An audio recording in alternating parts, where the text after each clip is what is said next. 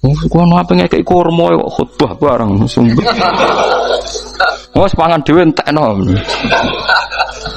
Ya ana sing sabar. Wes kula tobat Gus mun mboten ngomong-ngomong ngono. Ya biasa saja kalau ingin sunnah-sunnah biasa saja. Dawe Nabi wal qasda tabluhu. Kamu itu yang biasa saja. Biasa itu ya standar saja. Ya biasa. Jadi Nabi dulu kalau melakukan sunnah itu biasa. Sunnatun sanaha Rasulullah sallallahu alaihi wasallam. Ini sunnah yang dilakukan Nabi. Tapi di luar yang azimah. Azimah itu yang wajib atau fardhu ain itu sahabat biasa. Karena bagaimanapun kita bisa begini karena mampu. Seperti Jabir tadi, orang bisa sholat pakai serban, pakai jubah karena mampu. Zaman Nabi awal Islam. Sama lihat Bilal, ada nak belodor gitu tuh. Sama lihat film Umar atau film-film Bilal. Itu memang nyata dulu itu la yajidu ahaduna illa thawban wahidan. Tidak ada yang kecuali punya baju apa? Sama dulu film-film, mulai versi seneng kitab sampai versi film itu sama.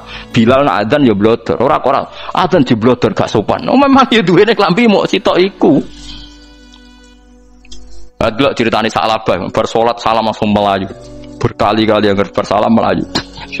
Jebule apa genta kayak ya salah bang bersolat orang witir melayu kenapa saja takoki ya Rasulullah takoki Nabi salah bah kata sahabat-sahabat kowe nak salat bar mulai langsung melayu ya Rasulullah kami kula namung setunggal istri saya di rumah aja utuh saking tidak adanya baju nah saiki nang sunatno kon ya begitu. Makanya ketika Sayyidina Umar idza ausa Allah fa ausiu. Nanti kalau sudah jembar ya jembar. Nak lagi ruwet ya ruwet. Ya sudah biasa saja. Paham ya? Jadi kalau suwun misalnya malah yudroku kullu, la yudroku nopo kullu. Kalau tidak bisa semua jangan sama sekali. Jadi misalnya kita tidak bisa jubahan, tidak bisa serbanan mergo wong Arab. Supaya saya ndak keriting jubahan kok tonggo ya guyu. Paham ya? Wah aneh ngono. Kemudian nek ora kaji kok jubahan malah digugat wong akeh. Ya sudah pakai hem putih saja. Yang penting dua semangat sunnah putihnya misalnya. Ya tengah-tengah gitu. Tapi kalau kira-kira dianggap wajib ya ganti badai kayak Ruhin itu. Itu makomnya sudah itu tadi sudah tinggi sekali. Ya Nabi itu misalnya Nabi nyifati rambut yang baik itu yang lurus membak gitu. Sifatnya Dajjal itu keriting. Tapi yang keriting ya nggak apa-apa. Bukan berarti wah keriting mirip Dajjal ya enggak gitu. Ya itu kan Allah menunjukkan kekuasaan. Nanti kalau Allah bikin lurus semua dikira enggak mampu bikin yang keriting ya sudah dibikinlah yang keriting. Ya sudah gitu biasa saja buatan berlebihan. Paham gitu. Jadi Nabi itu kalau ngendikan seingat saya ini hafal banyak hadis. Kalau ngendikan tuh sampai berkali-kali. Itu tadi mulai kalau sedekah pakai ini kalau ndak mau minum sampai mulai firsana satin sambil wedhus ijek larang walau bisik kita meros separone kurma masih kadang ndak mampu fabi kalimatin thayyibah nggak mampu lagi ya soalnya tasaddaku walau bitol qoti wajin sedekahlah meskipun dengan ceria. Itu sirinya kenapa saya ngaji guyon karena paling ndak ceria itu happy. Coba kalau saya ngaji merengut meneng terus ketok nyesal terus sing ngaji kan mikir Gus Pak kurang apa kita ngaji kok ana sing kurang oh terus sing kedonya nafsir wah paling kurang sangune wah jadi repot mulane kula ngeten wis tak pikir mangsa ora tak pikir guyon kula mek sampean nangis mbon ndi ganjaran akeh ndi mergo guyon kula bi ilmen nangis sampean mikir utang jadi terakhir sedekah talqati wajhin wajah yang ceria yang happy. Kowe iki happy kan yo seneng, paling gak mikir nasibe kan. Kiai ku happy benes.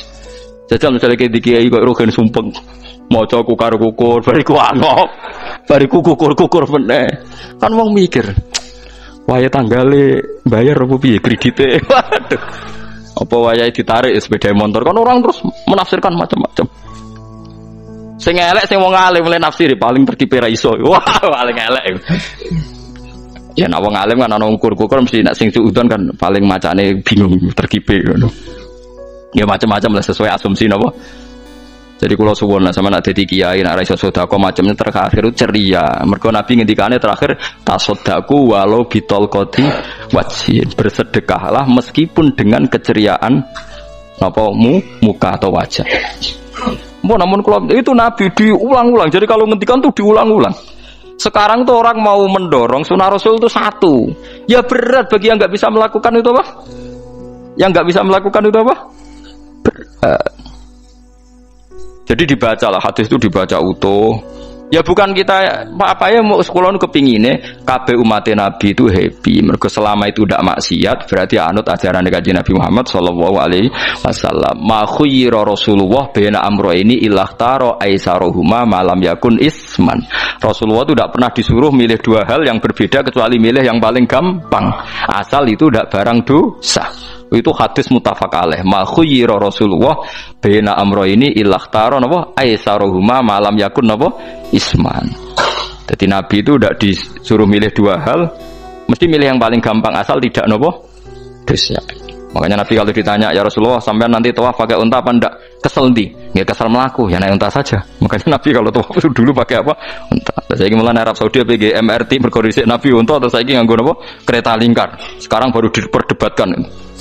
Cek kurang ajar itu sebenarnya tamu spesial, misalnya pejabat negara sebenarnya atau tawaf numpak kereta muter. Diarani rasah dhisik Nabi numpak unta, diarani sah cek kurang ajar ning dhuwur. Terus sampai angop-angop terus tawaf. Sampeyan muni sah ta ora ya, jujur. Muni rasah Nabi dhisik tawaf. Ngagem unta muni sah kok kurang ajar. Wah, ya misalnya numpak kereta asenan mbek anggap sithik-sithik sebeng 7. Kurang ajar juga. Saat ini lebih diperdebatkan, tapi ya mbak, saya bakas ngono, ben ngerti hukum sampean, ben rono kiai ku bingung, ulama yo mikir hukum, iku ketok ceria kalau sampean ora bingung ora ceria.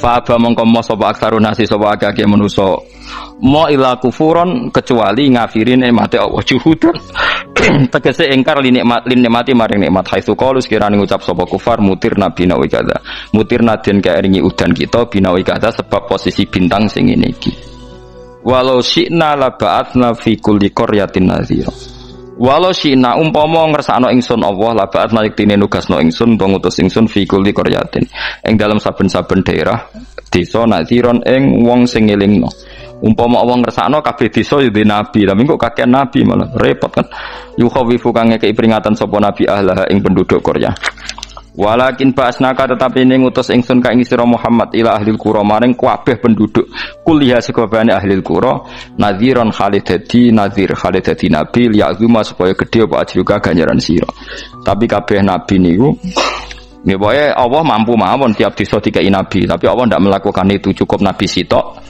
terus kabeh iki ana Nabi Muhammad sallallahu alaihi wasallam. Mulane ana guyonan wong Arab wong Jawa apik endi? Apik wong Jawa aja.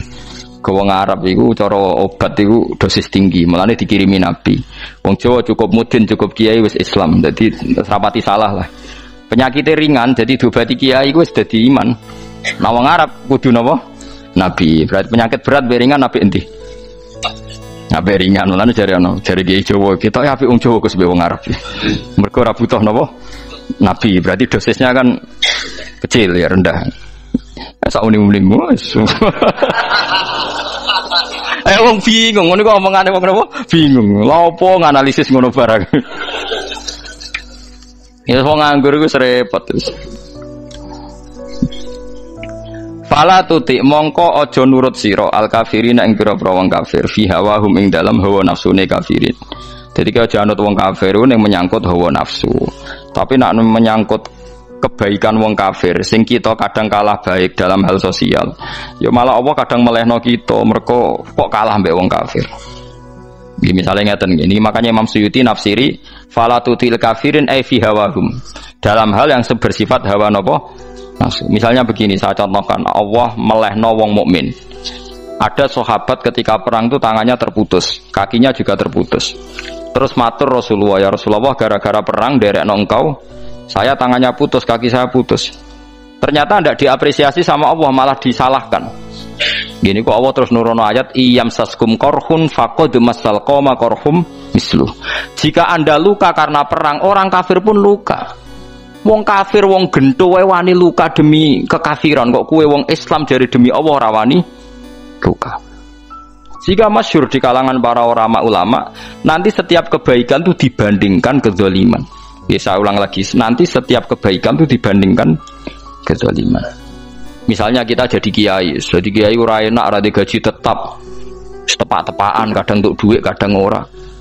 enak jadi PNS gajinya tetap. Nanti kita disalahkan Tuhan. Pedagang narkoba itu gajinya juga nggak tetap. Risikonya tinggi, ditangkap polisi, hukumannya mati, itu saja berani. Kowe nyai terima ngono rawani. Kowe tahajud kanyeben, bengi-bengi tangi tahajud kanyeben. Tukang maling ayam bengi-bengi tangi nyolong. Risikonya tinggi, ya anyep wani.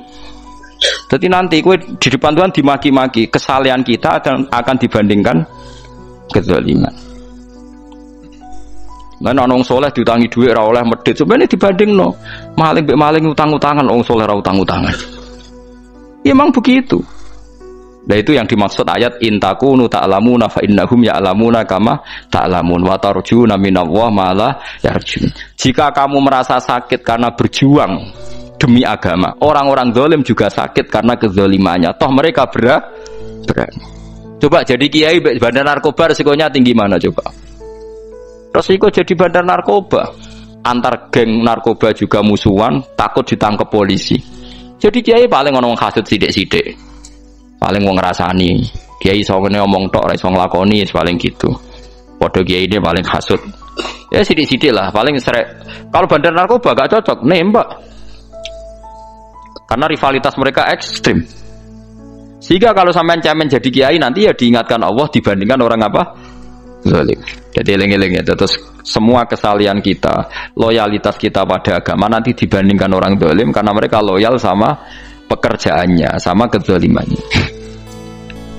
Enggak, terus preman-preman nak belani konco wani mati. Kadang kiai santri belani kiai ini rapati wani mati. Repot preman-preman nak tobat repot. Kulo nu rada nyesal mek tobaté preman. Nah ana preman teng perapatan tobat. Niku terus neng masjid, men itikaf terus mbek wong sopan. Niku ora pas sajane. Nah, tobat itu tetep neng perapatan. Sing dhisik gagu wong disingkirno. Dadi ku tobat tenan sehingga dhisik perapatan sing gawat dadi gak gawat. Mergo sing preman gawat diganti preman sing lunak. Ora terus neng masjid ya sing iki tetep diganti generasine ngono. Mestine maksudnya mesti ora kok terus elek mboten mestine tobaté ngoten niku. Sayyidina Umar itu dulu itu menakut-nakuti orang Islam. Anggerono ndekne wong Islam wedi kabeh. Terus Abu Bakar ya wedi kabeh wedi. Suatu saat Rasulullah mlaku-mlaku ngerti Umar gulut ning ukat, menangan. Kata Rasulullah andekan yang Islam itu hebat Islam. Hanya Rasulullah berdoa wa ma'izal Islam fi Umar. Akhirnya Umar masuk Islam. Hari Kamis masuk Islamnya. Wis kira tau mikir to sak dinane niku lho sak dinane dongane Kamis masuk Islam Jumat. Ning omahe adike ning gone IP-ne. Kok diwacana Quran surat Toha. Bareng Islam metuki Nabi, walhasil bar Islam teng Zaid bin Arqam ning mbene Nabi terus langsung marani omahe Abu Jahal ora terus ning masjid menenge mboten langsung marani Abu Jahal. Angger ki ganggu Nabi tak pateni. Bariku marani Abu Jahal. Aku saiki wis Islam iki ganggu Nabi tak pateni. Gentenan wong kafir sing ndelik. Paham nggih? Jadi enak maksudnya. Lah misalnya terus Umar jadi sopan santun terus ketemu wong dilo, ketemu Abu Lahab monggo dari akhir. Wah. Kacau. Artinya enggak ada perubahan kan kalau gitu. Lan Ruhin mantan preman mboten kok tobaté ning kene ora roh kok. Mboten harus kiai dene. Mestine ngoten. Makanya Wahsy itu yang bunuh Sayyid siapa? Hamzah. Karena dia disuruh Hindun itu istrinya Abi Sufyan itu. Itu setelah membunuh Sayyid Hamzah dan dia Islam. Dan Nabi tidak siap melihat wajah Wahsy. Sumpahnya Wahsy apa? Saya bersumpah akan membunuh orang paling dibenci Rasulullah. Sebagaimana saya pernah membunuh orang paling dicintai Rasulullah. Terus tobatnya dia mateni Musailamah al-Kadzdzab. Wong sing ngaku Nabi ngarang Quran. Itu tuh sing mateni sinten? Wahsy. Jare Wahsy sebagaimana aku pernah membunuh orang paling dicintai Rasulullah, tobat saya membunuh orang paling dibenci Rasulullah. Ya misalnya terus Wahsy tobat, terus sampean nyapu masjid, terus gak duwe selera tarung, zaman kafir tarungnya tenanan, bareng Islam menyapu masjid. Bariku ngiseni jedinge, terus bareng jak perang wedi wae ya repot. Ya niku ide kula tapi ora kudu nglakoni. Nek mau cerita ilmu, sampean ora kudu nglakoni. Itu gale wong preman brah-brah. Blojo narkoba entek akeh dilakoni, nggo judi diakoni. Sewengi orang preman itu kalau judi 2 juta 3 juta loh. Bareng tobat ngleboni masjid 10.000. Padahal donyane jek akeh. Mestine tobat yo. Saya zaman judi semalam 3 juta. Sekarang kalau pengajian atau ke masjid semalam 3 juta 100 lah minimal diluwai. Ora malah pas tobat nglebokno amplop masjid yo 10.000, kadang 2.000. Repot-repot. Tapi ya apik tobat, nanti cerita. Tidak begitu, mestinya berbanding. Bang nak sampean takok tobat itu cara ulama nggih ngoten niku berbanding. Mulane riyen Khalid bin Walid itu jadi panglima perang Islam itu. Saya masih ingat makalahnya Khalid bin Walid. Fakama anni aktsartul qatla fi kufri aktsartul qatla fi Islam. Dulu ketika saya kafir adalah sangat banyak membunuh orang Islam. Perang Uhud kalah itu karena panglima orang kafir adalah Khalid.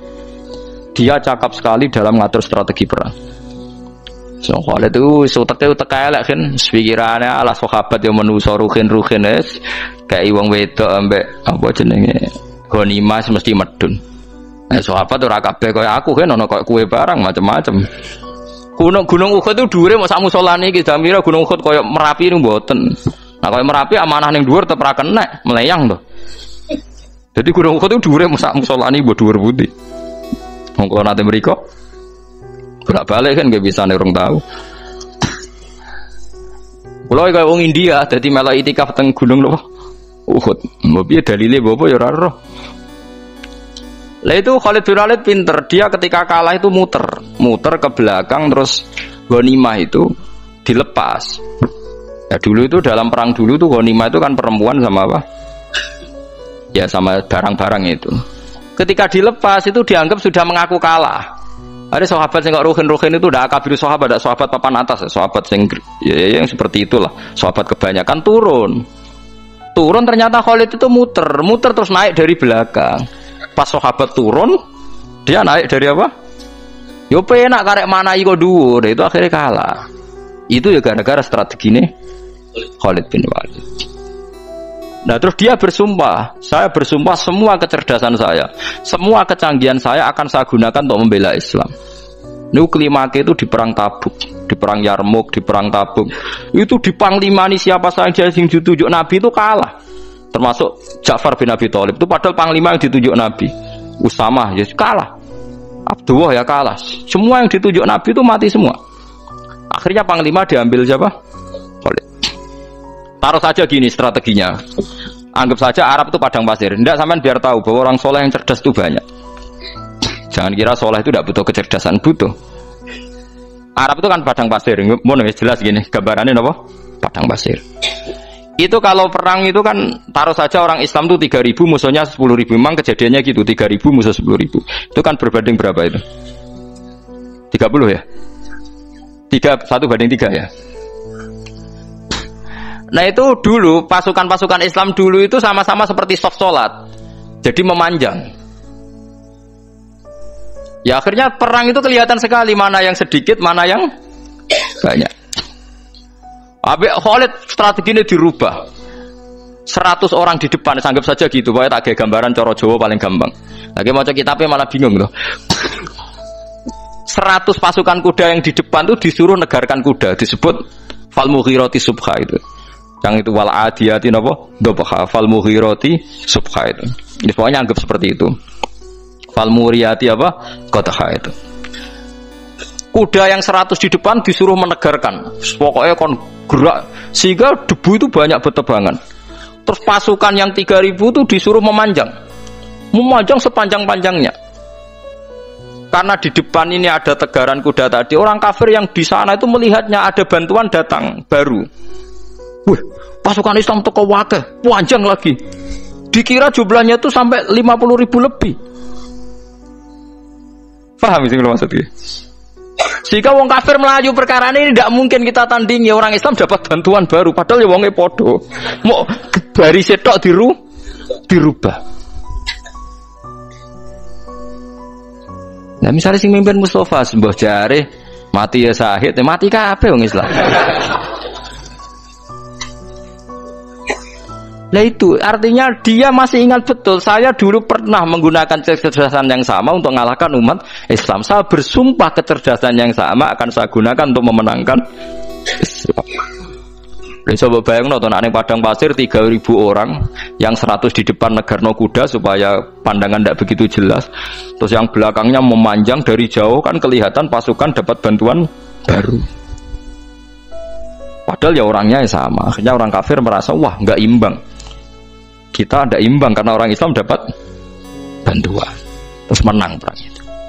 Lah itu tobat bener gitu loh. Orang kok pas kafir cerdas, buareng Islam tobat nyapu masjid. Sebariku ngaji ngantuk. Padahal zaman kafir cerdas, memperdayakan ekonomi nganti sugih bergeder. Bareng Islam terus dunia nentek melarat, terus nyapu masjid, sebariku sholat qobliyah ba'diyah mulai nggak poso sunat. Ya tidak apa-apa itu, tapi sugih tetap. Kok zaman kafir sugih, zaman Islam kere, mestinya zaman Islam ya sugih, terus kecerdasan dan hartanya untuk liizatil Islam wal muslimin mestinya. Tapi ya nggak apa-apa kalau ada tobat model gitu ya tidak apa-apa. Ojo terus dari Gus Pak ngene ku elek ya ora, ana jenenge tobat mesti apik, tapi nggak fair gitu loh. Masuk zaman nakal serius, zaman tobat sekenanya itu kan fala tuti mongko joto atsira al kafirin ing pira-pira kafir fi hawahum ing dalem selera hawa nafsune wong kafir. Wajahidhum lan merangi sirahum ing kufar.